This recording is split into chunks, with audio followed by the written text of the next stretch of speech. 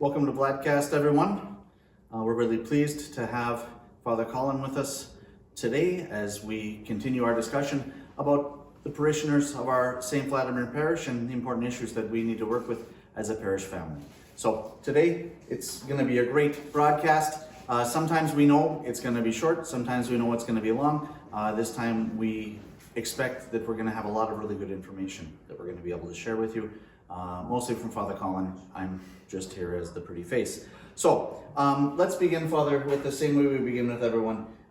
Tell us how you became an Orthodox Christian, and I think that's really interesting for people. We have a lot of people who are becoming Orthodox now, and even for those who were Orthodox from the cradle, it's still, I think, very, very interesting. So if you don't mind sharing your story, I think it would be really edifying. Well, thank you, Father. I'm glad you're excited for this podcast now. We'll see how it is at the end. Yes. I was raised evangelical Presbyterian. I went to a mega church in Livonia, so I was born and raised in southeast Michigan all of my life.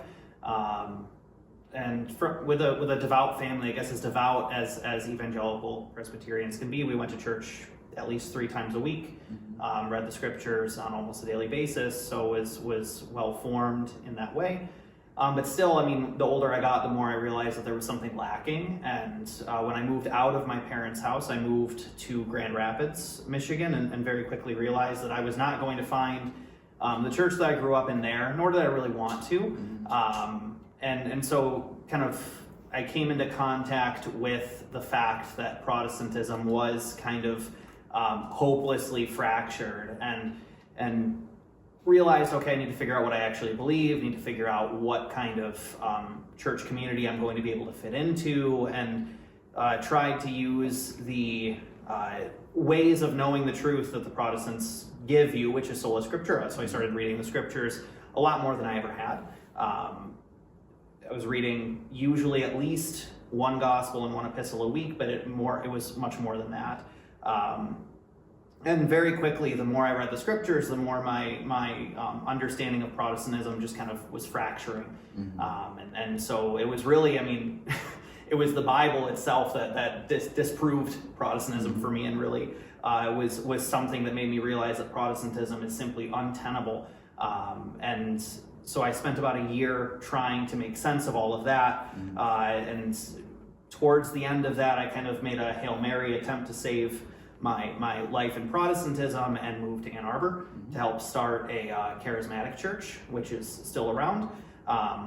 And my prayer when I moved here was to help me find the church, help me find my place there, which I obviously then didn't know what I was praying, but now I do. And so at around that same time, I came into contact with some of the writings of the early church. So the first thing I discovered was the epistles of St. Polycarp. Did not know what to do with that. That was kind of, it was like I was reading the New Testament, and I was like, I don't know how to make sense of that. And I just kind of shelved it because I was busy on moving. So I was like, I'm not going to think about that. I'm going to think about that later. But then the minister there was starting to give me as well other early church writings. And so I started reading these early church fathers like St. Athanasius and some of the apostolic fathers, and that very quickly made me realize that Protestantism was not tenable. What they believed was not what I believed, and basically I had come to the conclusion that if what I believe is true, it was always taught from the beginning until now. And very quickly came to the realization that nothing I believed was what they believed, which really freaked me out. And I spent another year trying to make sense of that. And at the same time, a friend of mine converted to Orthodoxy. I had no idea what Orthodoxy was before that. And so he kind of made this public announcement, and I asked him what that was. And he sent me a bunch of reading material. And so I started reading contemporary Orthodox writings like Metropolitan Kallistos Ware, which is like everyone before Orthodoxy was popular on the internet. That was how it happened. It's like you read the Orthodox Church, and all of a sudden it's like, oh, I know where I need to go. So I was reading that. I was also reading some contemporary Catholic writings because I wasn't entirely sure which direction I needed to go in. But very quickly, I mean, I was always using this kind of criteria of, does this line up with these early writings that I was reading? And very quickly Catholicism just fell off. It was like, this just does not jive. And yeah, so I began to read more and more patristic texts, more contemporary Orthodox writings, continuously reading the scriptures. And as well, I was also reading contemporary Protestant writings. I was getting involved. This was a non-denominational charismatic church, so I was getting involved in the charismatic movement, and very quickly realized. I mean, it took almost no time for me to realize this is just not tenable. This is not in line with what the early church was saying, and then it became a matter of, okay, I'm working at this church, so I was involved there almost every weeknight, Saturday evenings, Sunday mornings. So it was just, what local church is going to have a Saturday morning service first? Right. So sorry, but you didn't make the cut. Yeah. It was between St. Vladimir's and St. Nick's, and I was looking at the two, and the first one that came up was St. Nick's. So I snuck out of my house early in the morning when my roommate was still asleep, so he wouldn't see me, and went to St. Nick's for the first time. It was on the Feast of St. Nectarios on the new calendar on November 9th. Service was entirely in Greek, except for the last, the prayer behind the emblem. Father Nick looked back and saw this like very confused young man and said the last prayer in English, and then proceeded to meet with me for almost 2 hours after the liturgy and field my questions. But that was enough for me. It was like I didn't know anything about St. Vladimir or the envoys that went to the Hagia Sophia and saw the worship, but very much it was like I went there and I was like, this is it. And there was no looking back. It was like, this is where I need to be.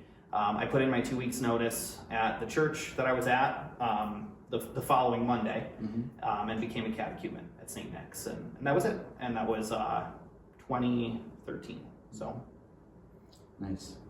Well, I think there's a couple of very interesting things there that I hope that our viewers and listeners will be attentive to. The first is the importance of Saturday morning liturgy. Yep, absolutely. And I think that's, we had parish council yesterday. I'm not sure when this will come out, but anyway, we had parish council yesterday, and we talked about how we're able to serve liturgies on Wednesday mornings and of course on Sunday mornings, and that we hope between the three of us, four of us with Father Michael, that we'll be able to serve on as many Saturdays as possible. So at some point we'll just probably commit. I don't know when that'll be. We're going to serve every Saturday of Greatland anyway, so we'll see. But I think that it's very, very important because it allows people who are already involved in a church to be able to touch Orthodox Christianity. Right. They're probably not going to come on Wednesday morning, but they also can't come on Sunday. So we have to figure that out. And to me, I think that that's a really important piece. So anyway, that I think is very interesting. And the other question that comes from that, I mean, not to disparage the pastor where you came from, but like he was reading the ancient fathers like Irenaeus and Polycarp, and he was seeing Protestantism in that. Yeah, which is pretty. I mean, there's this kind of trend in a lot of Protestantism to read into and to have this kind of assumption that what it is we're doing is what everyone has done before. So like if you read any of these Protestant kind of historical books like Fox's Book of Martyrs or others, there's this assumption that essentially the early church looked like contemporary Protestant non-denominational worship where everyone was gathered together in a house with a guitar, right? Because they hear that the churches were built in houses, so they assume it's like, we're all just gathering together and singing songs. And that's basically it. That's kind of the only understanding of what that is. Got it. When in reality, when you look at like these house churches in these archaeological digs, there's an altar, there's an iconostas, there's a nave. It fits our conception, but basically they will just kind of, we don't need to talk about that. And then there's this almost willing, I wouldn't necessarily say, I don't know how to quite say it, but there's this willingness to kind of see this evidence before you and just put it aside and say, I don't need to deal with that. Right. That's extraneous. Whatever. That's not. Right. That's not the real stuff. Right. Well, yeah, because the reality is ultimately, when you look at that, it completely challenges your worldview, and you have to be willing to go through a complete existential crisis and allow your entire worldview to fall apart, which is a very difficult thing to do. I mean, it was not pleasant. Sure. It was those were probably the 2 worst years of my life, going through that kind of. By the time I came to St. Nick's, I was a bit of a mess, and I was like, I don't know what to believe. I need you to tell me. I cannot think about I cannot think. Right. I need to simply be told. Right.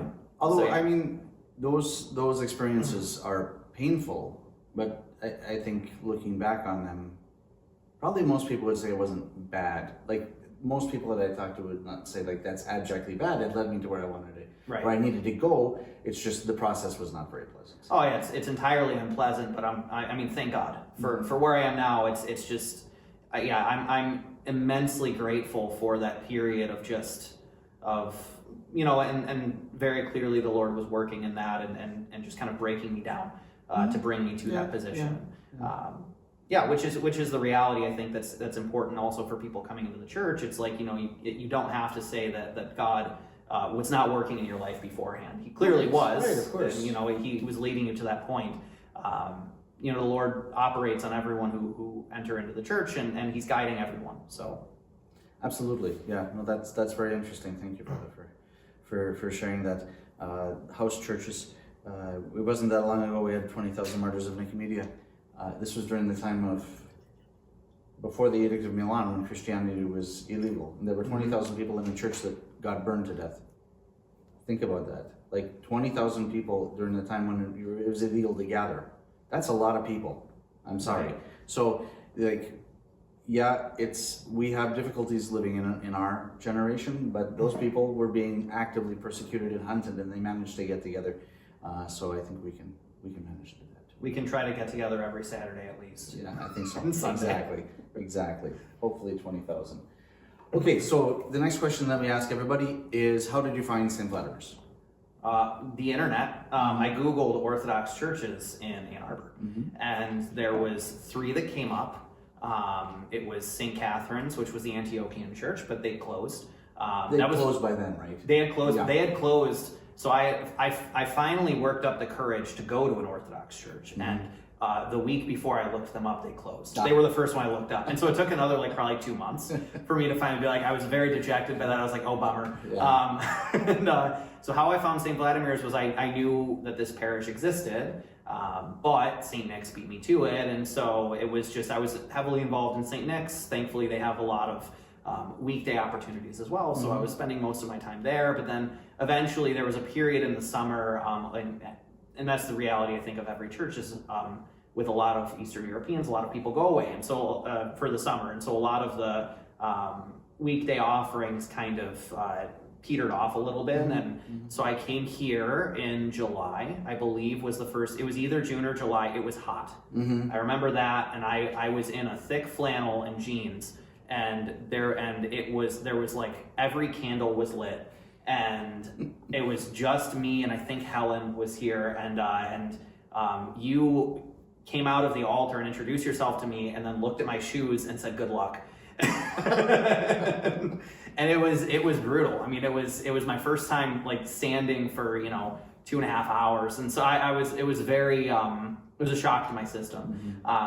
With the Greeks, there's a bit more sitting. It's okay. It's just a different practice. But I was standing the whole time, and I saw that this older woman was here, and I was like, if she doesn't sit, I'm not going to sit, and she didn't sit, so I stood the whole time, and maybe I should have been a little less stubborn, but I mean, it was fine. I ended up coming back and continued to come back. Basically, if there was a Saturday liturgy at St. Nicholas, I'd go to St. Nicholas. If there was a Saturday liturgy here, I would come here. And I basically was bouncing between the 2 parishes on a Saturday basis, and then St. Nick's every Sunday. Good. Maybe now that you've been here for quite a long time, and you've been a priest in our parish for several years, maybe you could share some things about the parish, first that you think we do well, and then things that you think we should work on. Because we often talk about things that we think together as priests that the parish could work on. But before we sort of slam people, maybe to say a couple of nice things about people, so that they'll be able to accept that the part about struggling a little bit more. Right. Well, some of the things, I guess I can start with some of the things that really brought Katie and I here. It's the community. It's a very tight-knit community. This parish takes the notion of being one in Christ very seriously, being family. You'll kind of hear in certain Like I grew up in a mega church, for example, so Right. like there's 5,000 to 7,000 people there on a Sunday. Pastor doesn't know who you are. He doesn't really care who you are. He might care, but it's impossible at that point to actually Sure. like have a relationship with everyone, and you know, it's at least there it was like there's this talk about our family, all these things, and it just doesn't happen. Here there's not really talk about our parish family. I mean, there kind of is, but it's all action. So it was, you know, what kept drawing us in here continuously was, first of all, that notion that there's a very tight-knit community, and almost immediately we were just plugged into it. It was like one of the first times I was here, I think it was Carl or someone was here, and he immediately was like, you need to come help me with this thing. And so we very quickly were involved in the life of the parish. And so that was the first. The second is the liturgical life of the parish. There's a lot of services, and that's very, very appealing. You know, like I grew up in a Protestant church where there was at least 3 times a week you're in church. So it was Sunday mornings, Sunday evenings, Wednesdays, sometimes even Mondays, but that was dodgeball. Still spiritually profitable, but you know, it was good. But so coming from that, being able to have a lot of services was super important. And very profitable, and I really enjoy the weekday services. St. Nick's also had it, but theirs were mostly in the morning, and I work, you know, Monday through Friday, so it's difficult to take off for a Monday through Friday morning service. So having stuff in the evening is super profitable. So the liturgical life, the family life of the parish, these were major draws. For us, and also having confession regularly available. In the Greek church, you have to schedule by appointment, which there's nothing wrong with that. But, you know, in a large parish, it can be difficult to schedule regular confession, so being able to come here and confess was a major perk for us. Cool. That's great. Well, as people probably know, and I hope they would expect, we often talk about things where we want to work on different pieces of the community where we think we have a weakness, where we think that this is a strength, but maybe we can play that strength over here to help with this weakness or whatever. And it's generally not about people, it's about sort of the community as a whole. So anyway, I think that this is a great opportunity, maybe for you to share some of those things that you feel like we really need to work on as a community. And I'll let people know, we did not practice this ahead of time. I don't know what Father's gonna say. Probably it's gonna be a lot about me and my shortcomings, and that's fine. But I think that it's important for folks to understand that one of the jobs the priests have, and one of the most important jobs, is to challenge people. And if people don't feel challenged ever at church, then we're not doing our jobs. And if you feel like you're being picked on constantly, we're also not doing our jobs. It's got to be something in the middle. But if we're gonna grow, we have to be challenged. And so we do that, not on purpose, but like we have to challenge people to grow, and we have to be challenged to grow also. So anyway, without any more preamble, Father, maybe you could share a few things that you feel like it's important for us to work on as a parish. Well, I mean, the first low-hanging fruit would be space. Yeah. We need more space, which obviously we have a building campaign. But tying into that, I think one of the things that we can work on is our involvement in non-liturgical activities. I mean, there's we've had on a regular basis monthly work days and things of that nature, and lately there's been a lot of difficulty with getting involvement in those things, and just being able to, as a parish, take pride in the best way in the place that God has given us, and as well maintain it. I mean, we are a small community. We can't afford to contract everything out, so we need to be able to work on that. And thank God. I mean, I think this is something that really has been, people have been struggling to make work. Like, for example, this past Sunday, we had our major snowstorm. We had at least 8 young men show up and were shoveling snow. I got to use a snowblower for the first time, which was awesome. That's great. You know, but there are a lot of people who are struggling to make this work, but there could be more, right? It's one of those things where right now we'll have, for a monthly work day, we'll have the same like 2 or 3 people show up, but we need more. We need everyone who comes to this parish to really struggle to make this parish work. So that seems to me to be the biggest thing, is involvement in that. Yeah, I mean, I think it's really important for people to understand that when we talk about tithing, we talk about time, talent, and treasure, right? Whenever people hear tithing, they just hear treasure. But everyone has time, may have more or less. Everyone has talent, more or less. And everyone has treasure, more or less. But we want to give all of those things to God on some basis. And I think that folks get caught up in the treasure part of the tithing. If nobody ever does any part of the treasure part, that's a problem. But the other things are true also. We need to be able to engage with, to serve others. Like Christ said, I came not to be ministered unto, but to minister. And we do that not necessarily by putting on black robes and giving a sermon. That's, some people have that as part of their ministry. But everyone should have a ministry, and the ministry can be shoveling the snow. It can be helping an old lady fix her bathroom. It can be, like making sure that the school bathrooms are clean. All of those things are a ministry, and it's important for people to understand that those things are valuable. Mm-hmm. And not only are they valuable, there's this idea in education, in pedagogy called involvement. It says to do with higher education. So when you go to school, when you go to college, if you engage in one other thing besides studying, you're way more likely to persist until graduation just because you did that one other thing. Like whatever it is, volunteer at the hospital, play intramural sports, whatever it is. And I think that's really applicable in a parish. Just my 2 cents. If people get involved, then it's their parish, right? It's not some place I go and somebody else does this. This is my place, and therefore I need to work for it. And you're much more likely to persist if you have a reason besides just to come and say, yeah, Father Gregory, another bad sermon, here's how it was bad. I mean, I guess that's a kind of involvement, but like if you have something else that you're doing here and helping and serving others, I really think that makes a difference. So Anyway, I'm really glad that you bring that up, Father, because I think that it's important, not so much for us, because the grass at some point will be cut. Actually, that's a bad example because our grass cutting team is like super duper, but stuff will get done, but you're doing yourself a favor by participating. Right. You're more likely to remain in the church if you pick up something that you're responsible for. So anyway, I'm glad that you brought that piece up. But I bet that's not the end. You probably have some other things that you want to share with us. Maybe not. I'm not saying you must.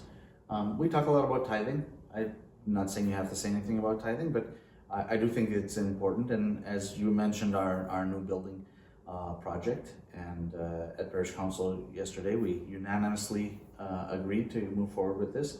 3 times the floor space for people will be available, and that's important. Of course, we intend to fill that so that it becomes too small at some point.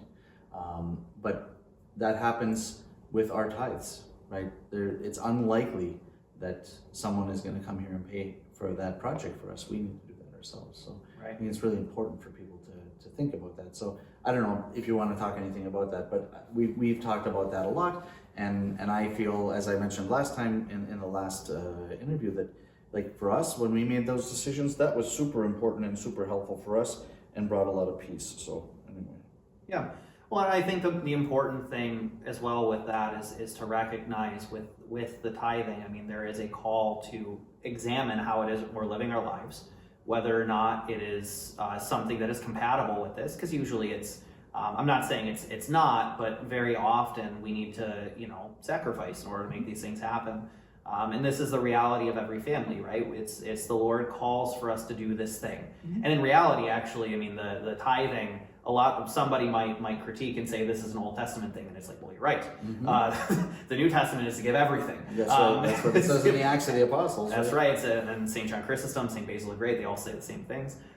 So it really, the holding of the tithe is a merciful act. But it's, I think it's important that we take the time to sacrifice and look at how we can sacrifice in order to make this work. And when you tithe, I mean, it's the ultimate way to handle money, right? There's kind of the 2 extremes in avarice, which is either not giving at all or being in such a position where giving is impossible, either being financially irresponsible and losing all of your money or hoarding all of it. And in both ways, you're focusing entirely on money, right? How can I make money to solve the crisis? or how can I get more money to keep in my bank account or whatever. Not that having money in the bank account is a sin, but how can I get more and more and more, and have the nice fancy things and whatever. But with tithing, it forces us to do as the Lord calls us to and be stewards with our finances, recognize that the Lord gives us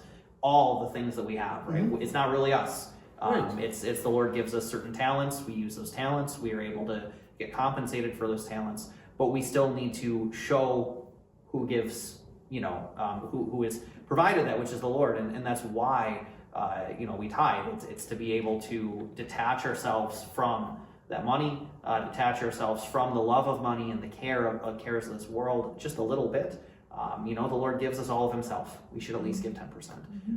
And it forces us to be good stewards with the things that we have. So, when what I've experienced at least is when you're in a position where you can tithe, you think a lot less about money. You think a lot less about worldly things. You're able to focus on spiritual things much easier because you're not in a crisis and you're not greedy. And fighting against those two extremes, you're able to be like, okay, I know I can do this thing. I don't have to worry about it. Yep. I don't have to worry about it. That's right. I think the obedience part is helpful too. Like, we don't have really much obedience in our lives if we're honest about it. Right. Like fasting, following fasting rules is really helpful for obedience. Tithing is very helpful for obedience. Like, we really almost have to look for things to be for obedience. And, in the Old Testament it says that, obedience is higher than sacrifice. And for the Jews, nothing was higher than sacrifice. So it shows that it is very important for us. And of course, the fathers of the church talk about that all the time. So so I think that's really great. I think, some people are early adopters. Not that this is anything new, and other people, it takes them longer. And, you have to have grace for yourself, and people will have grace for you. But it's important to challenge ourselves. Again, challenge in this way as well. So at least that's what I think. So you take care of the catechumens and prepare the vast majority of them to become Orthodox Christians. So what are some things that you feel it's important for future or newer Orthodox Christians to know, or maybe those who've been Orthodox for a while but are kind of coming alive in their faith? There's a few things, and the catechumens hear about it almost every time we meet. I'm just trying to repeatedly instill these things. The first thing is establish a consistent prayer rule. Absolutely crucial in the spiritual life to be able to pray regularly, and very often we think, and I had this mistake when I first became a Christian, it was all about quantity, being able to pray as much as possible.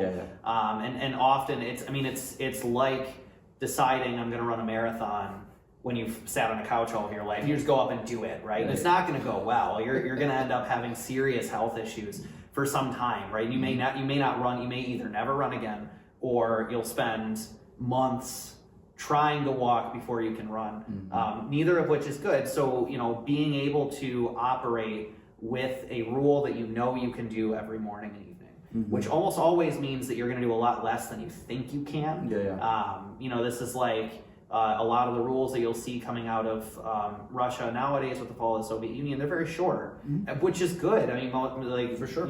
If you can, I've even heard from some just saying the Our Father in the morning and evening, which I'm not necessarily recommending. Maybe people can handle a little more than that, but being able to pray every morning and every evening consistently is just absolutely crucial. The other thing is reading the scriptures every day is super important, which, the church is smart in that regard. Even before our age of distraction, the daily readings, the lectionary, is short. It's not that long, except for Lent. Lent's a whole different animal, but the readings are not that long. You're only spending maybe 2 minutes a day, 3 minutes a day, reading a little bit of the epistle, a little bit of the gospel. And so having that, and then spiritual reading as well, and reading from physical books. We went on a very long tangent at Catechism last week, explaining why reading from physical books is just absolutely essential. A lot of our young people are coming to the faith from the internet, Mm-hmm. almost always from YouTube. So a lot of video, audio format, Right. which is, I mean, I'm not saying that it's evil, but it's not great. It's like the worst way from a scientific perspective, from just how people work, how our brains function. Mm-hmm. It's the worst way to receive information and to retain information. And it trains within us an inability to actually retain information, which is not helpful in the spiritual life. So reading physical books, whether it be the prayer book or having a physical Bible or reading a physical spiritual book, that's super important. And then the last thing I would say is cultivating an inner life.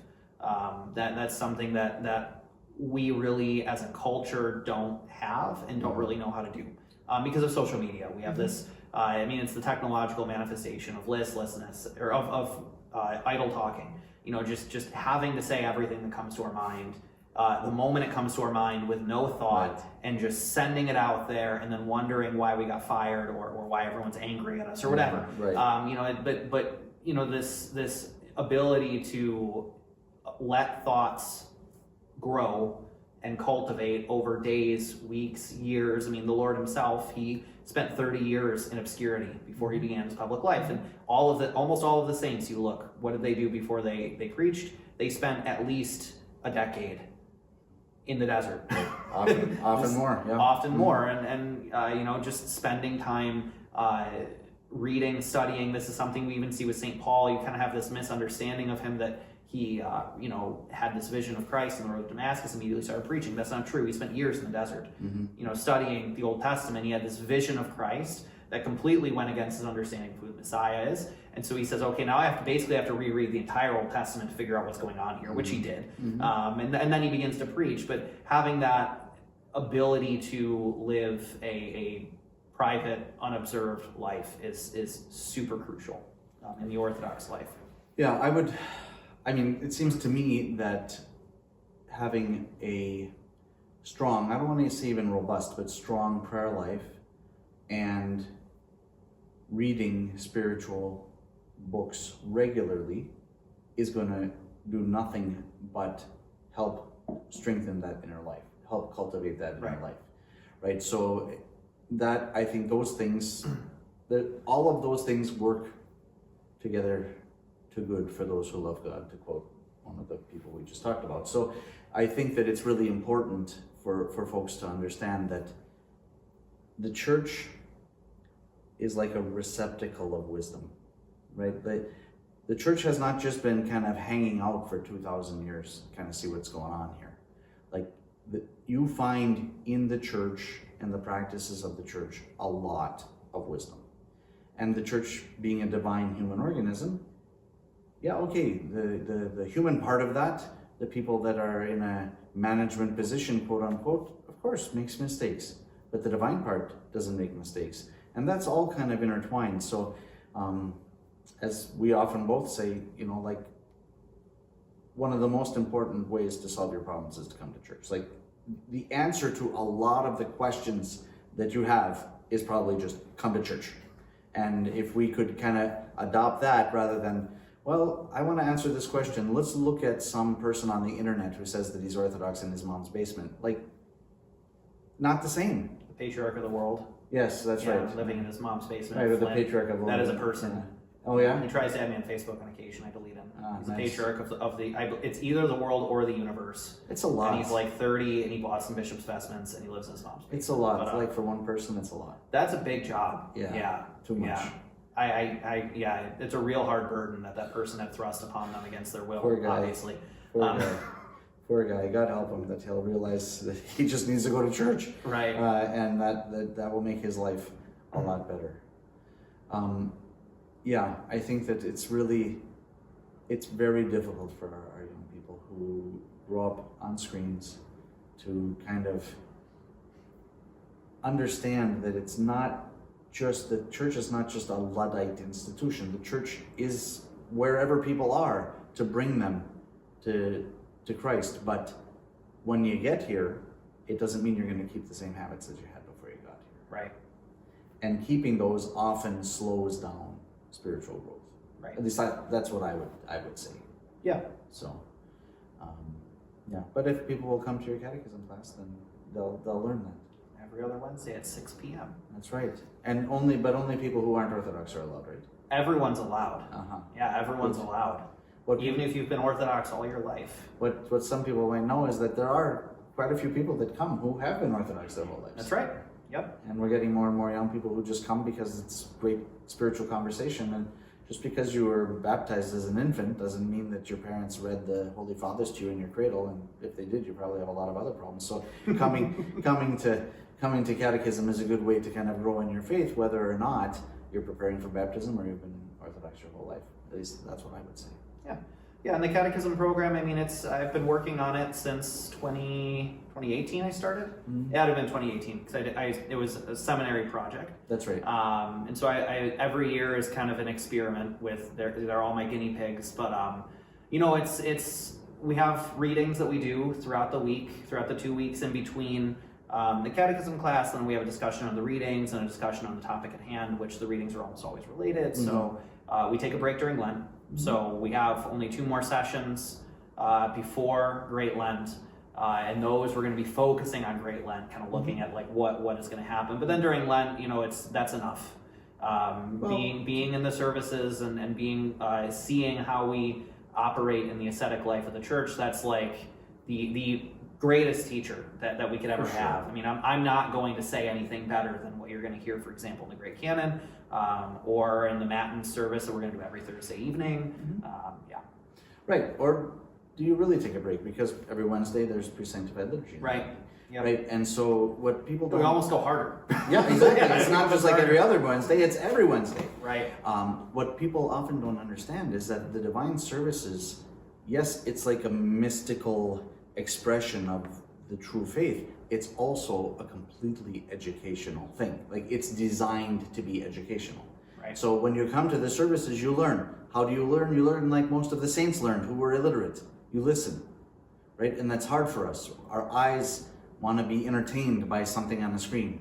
But when it's dark and quiet and there's a few people reading and singing, well, that's the way most of our saints attained deification. They became the children of God, in large part by what they learned in the services. So I hope that people will come to the catechism class, but I also hope they come to the services, because that's a very important way that we become Orthodox, not just like on the surface, but that interior man that we were talking about. Right. Anyway, so the last question, Father, is what question did we not ask that we should have asked? And what is the answer to that question? Oh man. This is like a comedian being asked to say a joke, and everything gets dropped out of their brain. I mean, what are the things that you feel like we really need to address, or like what are things that people who are watching this podcast won't get unless we give this thing to them now? I mean, one thing I guess that could be useful to ask are what are some, and this may not be for like newer Orthodox people, but what are some spiritual practices that maybe you tried or didn't work, or you tried and did work, and how do you recommend just kind of figuring these things out? That might be something worth asking, because a lot of people, you know, I mean, it's like anything else. You enter into the church and you're essentially an infant, and you have to learn how to walk, and usually you learn how to walk by learning how not to fall. Mm-hmm. And so, you know, I've been Orthodox now for almost 15 years, and most of what I do now is formed exclusively from knowing what not to do. Mm-hmm. So yeah, that might be something worth asking. What are some spiritual practices that have worked out? What are some that didn't? And what would you recommend?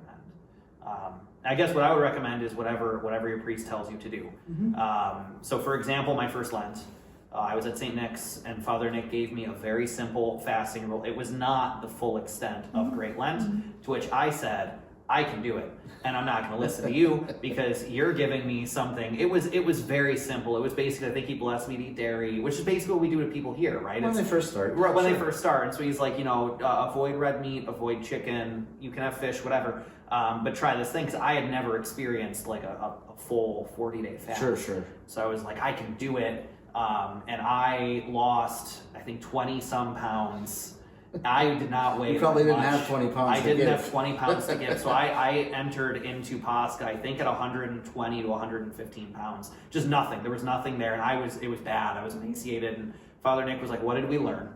And I was like, I learned to listen to you. Like I learned not to do my own thing. But I see this even today. It's like, I'll tell people, there's a reason that we tell people not to go all the way right away. Right. It's because, we've lived a life not doing these things. So if we try and just jump in, like the fasting rules, for example, the fasting rules were established by monks in monasteries who've been fasting all their life, right? So you can't go from living an American life where you've eaten, Midwestern, for example, diet of meat and potatoes at every meal, going from that to all of a sudden learning how to live in a fasting diet. You just can't do that. You're going to hurt yourself. Like the reason why I lost so much weight, I kind of forgot that grain existed. I was just basically eating raw vegetables because I just didn't know how to cook. I did not know how to cook, and I accidentally cut out protein. It was bad. It was not good, and I think Father Nick ended up giving me a Lenten cookbook, and the first chapter in it was basically an apologetic for beans, and I was like, oh, this is like, how to like. I just discovered beans exist. I was like, this is the greatest thing ever. Oh my goodness, you can get protein from a vegan diet, which is something that I hear a lot nowadays. You have these people with these kind of fad diets, and they're like, I need to eat meat during the fast because I need protein, and it's like, there's a lot of protein in a Lenten diet, but the challenge is knowing how to eat a Lenten diet, which is why, we recommend for new people to take it slow the first few times, like during the first time you're doing Great Lent, maybe just one Monday, Wednesday, Friday avoid meat, whatever. But if you have a spiritual practice that you want to try out, check with your priest first. Yeah, I think that's wise. I mean, and if you're shy to do that, at least talk to your sponsor, talk to your godparent, right? Because they're likely to say, I did exactly that same thing and it didn't work. You can do it if you want, but it's not going to work. So this is one of the reasons, especially that for the young American folks who are coming to Orthodoxy, it's very important to choose a good sponsor, because you want to have some person that you're pulling into your team, right? Because, okay, we're kind of spoiled here in this parish. We have 3 priests that are pretty much, you can get to them anytime. That's unusual in probably North American Orthodoxy as a rule. Nonetheless, we're not available 24/7, 365. It just doesn't work that way. But your sponsor is, because they promised to be. There you go. And so I think that it's throw them under the bus. Yeah, throw them under the bus. But I think that that's where we should often start. It's one thing, okay, you have a sponsor, you're an infant, maybe that person isn't really part of your life anymore, whatever. But like when you're 20-something or late teen or whatever, and you're choosing someone, choose someone that's going to help you in your spiritual life. And so if people make that choice and they talk about it with them, they're likely to get a decent answer. And a lot of times the answer might be just go talk to one of the priests. But yeah, I think that's a really good point, is that folks often go off and kind of read a book, and the book says, you don't really eat food for the first week of Great Lent, and nor for the last week. And you eat vegetables only without cooking them the rest of the time. Okay, but like as Father mentioned, those rules were written in a context already of fasting. Like the ancient world understood fasting. People used to fast before they went into battle. People understood fast. Even the pagans understood that fasting was something which was spiritually good and also had positive physical implications. And that's actually coming back now a lot of time. This intermittent fasting now that has become really popular in the world, you kind of see it coming back. But anyway, most people don't have any context for fasting. And when you kind of go from eating 3 square meals a day, or like 4 or 5 square meals a day, whatever, for some of our young men, and try to just like do nothing else, it's just not going to work. Right. It's just not going to work. And the idea of the fast is to help us to let the soul reign over the stomach. But if you sort of train yourself for failure constantly, the stomach is just going to rule, because you feel like you're going to fail. So it's important, as we're ramping up for Great Lent, I would say, to make sure that you talk to the priest. If you've been doing this for years and years and years, decades and decades, okay, you already know what's going on and you understand how this works. But if you haven't been, talk to us, because we'll help and try to make it something that's really spiritually successful for you. Because fasting should be something that's joyous. It should be something, not that's easy necessarily, but that's joyous. And if that's not it, then I think we're doing it wrong. Yeah, I agree. I mean, I find the fasting periods to be, I love them. Mm-hmm. I used to look at them with dread. I used to panic. But it's just, the Adam and Eve were given one rule, which was to fast. Mm-hmm. And that was the state of the garden. And when you recognize that this is the state of paradise, is to fast. Mm-hmm. It is so freeing. It's so freeing. And yeah, I think something that you mentioned as well with the fasting wrong, it's like St. John Cassian, he says that. He says if you fast incorrectly, it'll actually be more spiritually damaging than profitable. Mm-hmm. Or even St. Gregory Palamas, right? He talks about it during the weekdays of Lent, why we fast so hard, and even, for example, why we don't read the gospel during the weekdays of Lent is because we should be fasting so hard that we can't pay attention to the gospel. Mm-hmm. But on the weekends, we really should loosen it up mm-hmm. so that we can hear the gospel. For sure. So I think those it's very important for us to know how to do this and do this right instead of doing it wrong. Yeah, I mean, the Lord gave us those tools of prayer and fasting, right? This kind comes out only by prayer and fasting. So it's very important that we engage. And again, I want to plug the services because I don't really know how to do Great Lent without the divine services. It doesn't make sense to me that you'll just go in a dark closet and fast, and come out on Pascha. It makes no sense. It's a good way to be sad on Pascha. Yeah, very. Really sad. Yeah, so it's because when we come to church, not only are we being educated, but this is carrying us through the fast in the way that it's designed to be. So anyway, we still have a few weeks before we get to Great Lent, but we're making the schedule. So in fact, I have the whole Great Lenten schedule sitting on my desk now. So with God's help, the fast will come soon, and it'll be something really positive for everyone. But you can make it better for yourself if you talk to one of our priests beforehand to get some guidance to have a really good fast. Father, thanks very much for coming in and taking the time. I think that it's really useful for our parishioners to be able to hear from other parishioners about their struggles, about how they became Orthodox, how they found the parish, in ways that we can improve the parish. And if we're all kind of listening to those things and praying about that, asking God to guide us, then we'll be able to continuously improve. And soon, our whole Michigan will be Orthodox, God willing. God willing. All right. So thank you very much, Father. Appreciate your time. Thank you, Father.